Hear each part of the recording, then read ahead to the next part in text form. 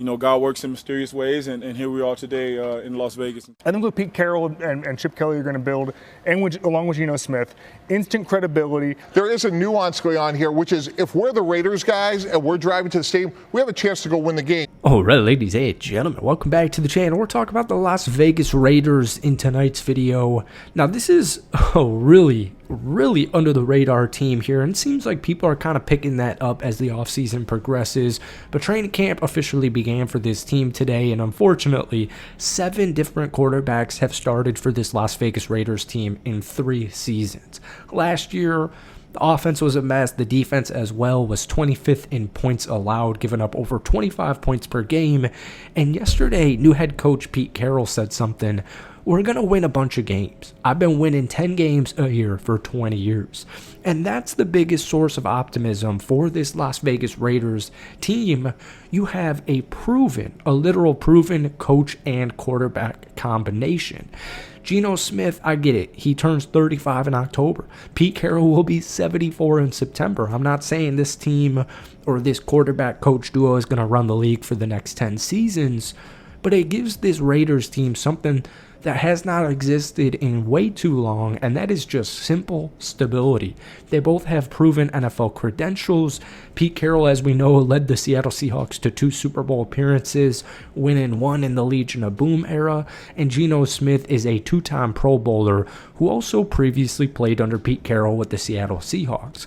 Now, when we look at history and statistics over the past 3 seasons, the Raiders have ranked just 27th in passing grade per PFF. During that same 3-year stretch, Geno Smith has posted the 8th highest, or I should say 8th best mark in the league. All they had to do to acquire him was trade a 3rd-round draft pick. So you've got Max Crosby, you've got Brock Bowers, who's well on his way to being one of the best, already is one of the better tight ends in the National Football League. And what's even crazier is with the 6th overall pick, the Raiders selected Ashton Jeanty, the best running back in this draft class. So hopefully the Raiders here are looking at their first playoff victory since the 2002 season.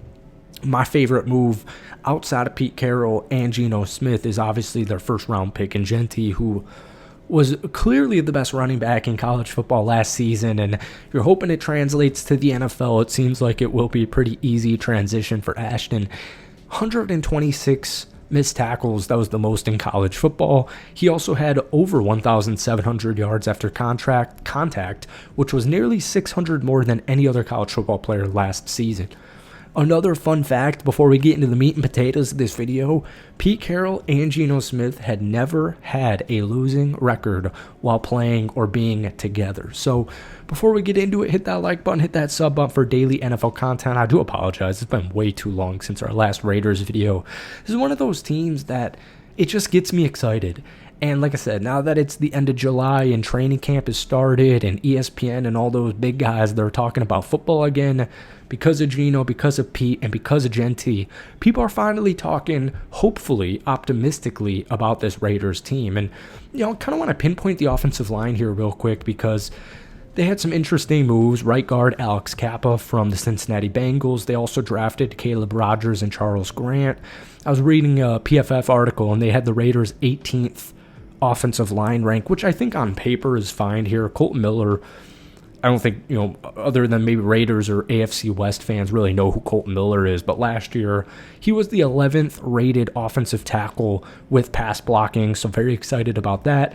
At left guard, you got Dylan Parham, who had a breakout season, earning a 74.3 overall grade, which was 17th amongst all guards, all right? Rookie right tackle DJ Glaze, rookie center JPJ Jackson Power Johnson. These guys showed a lot of progress. They showed a lot of encouraging potential. JPJ's unbiasedly probably about to become one of the better centers in the National Football League here in the upcoming year. And if this group, I get it, maybe the right guard position's a little bit uncertain at this point in time. Got Thayer Munford Jr. playing guard snaps. Maybe that's the final cog to this offensive line, but it is young and it is ready to protect Geno and open up some holes for Jeanty. Speaking of Jeanty, speaking of these rookies, second round pick, 58th overall, Jack Beck, wide receiver out of TCU. He had a great season last year. 2024 became actually the 5th player in team history to record a 1,000-yard receiving season. He finished 6th in the Big Ten in receiving yards with 1,034. And then becoming a fan favorite, 4th round draft pick, 108 overall, Dante Thornton. This dude's film is nuts. Like, it's like a 6'5" wide receiver who's running like a 4.4. I mean, he had maybe statistically like the big number receiving yards. He had a career best, but maybe it's underwhelming to some people. But it's a 4th round draft pick, and Tennessee wasn't the best offense last year. But he's coming off a career best 661 yards in 2024. But the favorite part about him is his big-time play potential. Kind of reminds you a little bit of Trey Tucker in that category, although they are very different players. Last season, he led the nation in yards per catch at 25.4. You heard that correctly. I know it's college football, but he led all of college with 25.4 yards per catch and also catches for 50-plus yards at 6. Now, Raiders fans, I know you guys have already been watching the film. I know you guys are already amped about him, but if you're looking for something to do tonight and you don't know who Dante Thornton is, go watch 3-minute, 4-minute highlight tape from last year at Tennessee, because the dude was a stud. Where you get into some more concerns, I should say, is the defense. Now, when healthy, this defensive line is very, very good. Max Crosby, obviously, Malcolm Kuntz, underrated player, coming back after his torn ACL last year. We're waiting for Tyree Wilson to kind of fulfill his potential. I know Christian Wilkins just landed on the PUP list. Deal with that later. New linebacker room, Jermaine Pratt, Landon Roberts. But where people have concerns with this team is their secondary. And I really loved what Pete Carroll had to say yesterday. At the time of this recording, it was yesterday. It was speaking to the media the day before training camp began, and he pretty much compared this group, the secondary group, to the Seahawks Legion of Boom era. If you don't know, Pete Carroll is an absolute gem. He's an absolute wizard with developing cornerbacks, or I should say defensive backs in general. And he said this quote because it fired me up. "I'm fired up about the back end. We're really athletic, we're really fast, and we're big. It's an impressive looking group. I can't remember ever having a group that looks more impressive than this one. My old guys will be mad at me for saying that, but it's the truth. These guys are big, fast, and hungry to make a name for themselves." And Jeremy Chinn was one of my favorite picks of this entire, or I should say trades, pickups, I guess even more, of this entire offseason. But I would like Isaiah Pola-Mao, people don't even know who he is. He had a great year last year. The headliner right now, because it just happened a few days ago, was Jamal Adams.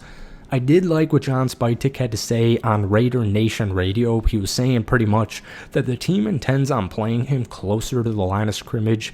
A guy like Jamal Adams hasn't really been able to stay healthy for numerous seasons now, but Pete Carroll utilized Adams this exact way with the Seattle Seahawks all the way a few years ago, and he actually finished as the #1 overall safety graded in 2022. And this is a Pete Carroll guy. It's who Pete Carroll wanted. And I know it's just training camp, but it does have me pretty fired up about this group of defensive backs for this Raiders team. So, folks, that's all we got time for tonight. I hope you enjoyed it. Hit that like button, hit that sub button. Give me a loose win-loss projection for this Raiders team down below, and we'll see you soon. Peace.